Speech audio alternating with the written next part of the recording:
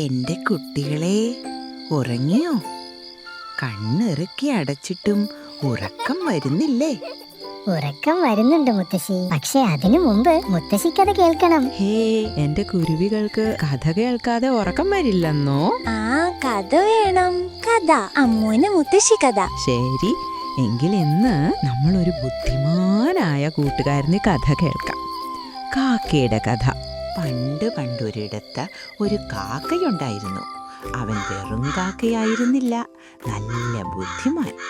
അങ്ങനെ ഒരു ദിവസം അവൻ ദൂരെ ദൂരെ പറന്നു നടന്ന് ഒരു ഗ്രാമത്തിലെത്തി.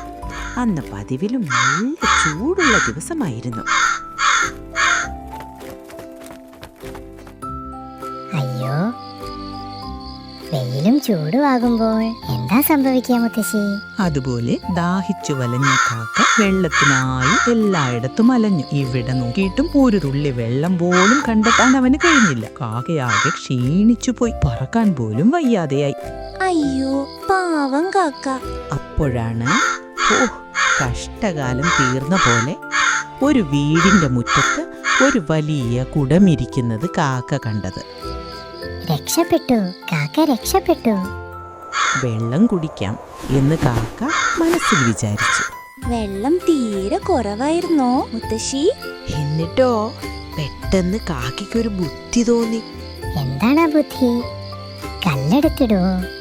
മിടുക്കൻ. കാക്ക ഓരോ ചെറിയ കല്ലുകൾ എടുത്ത് കുടത്തിലേക്ക് ഇടാൻ തുടങ്ങി. കല്ലുകൾ വെള്ളത്തിൽ വീണപ്പോൾ എന്ത് സംഭവിച്ചു? നമ്മള് കല്ലിട്ട് വെള്ളം കുടിക്കണം. അതല്ല അമ്മു, നമ്മൾ ചിന്തിച്ച് പ്രവർത്തിക്കണം. അപ്പോൾ ഏതു പ്രശ്നവും മാറും. അത് തന്നെ. വെള്ളം കുറച്ച് പൊങ്ങി വന്നു. അതോടെ കാക്കയ്ക്ക് ആവേശം കൂടി. വെള്ളം പൊങ്ങി വരുന്നതിനനുസരിച്ച് കാക്ക വീണ്ടും വീണ്ടും കല്ലുകൾ ഇട്ടുകൊണ്ടേയിരുന്നു. ഒരുപാട് കല്ലുകൾ ഇട്ടപ്പോൾ ഒടുവിൽ കുടത്തിലെ വെള്ളം കാക്കയ്ക്ക് തൊട്ടുകൊണ്ട് കുടിക്കാൻ പാകത്തിന് നിറഞ്ഞു വന്നു. ബുദ്ധിമാനായ ആ കാക്ക വെള്ളം കുടിച്ച് ദാഹം തീർത്ത കാക്ക സന്തോഷത്തോടെ കാ കാ എന്ന് പറഞ്ഞു പറന്നുപോയി. കാക്ക ഒറ്റയടിക്കൊരു വലിയ കല്ലെടുത്തിട്ടാൽ വെള്ളം പെട്ടെന്ന് പൊങ്ങുമോ? ഇല്ല, വലിയ കല്ല് കുടത്തിലേക്ക് വീഴില്ല.